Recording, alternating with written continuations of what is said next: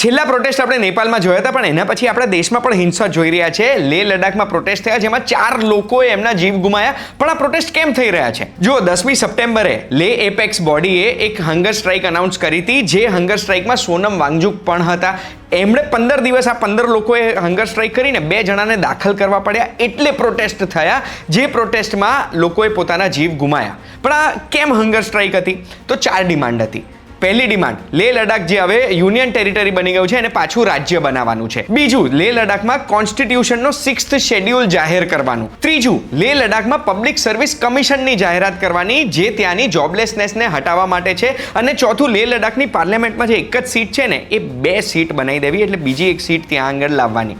હવે બીજી ડિમાન્ડ્સ તો આપણે સમજી શકીએ છીએ, પણ આ 6th શેડ્યુલ આ એક કોમ્પ્લિકેટેડ ડિમાન્ડ છે. અને આ ડિમાન્ડ શું છે, કેવી છે અને કઈ રીતે આપણા દેશ માટે એક ગંભીર ડિમાન્ડ છે એ તમારે સમજવું હોય ને, તો સાચું કહું આખો વિડીયો જોઈ લેજો YouTube અને Facebook પર.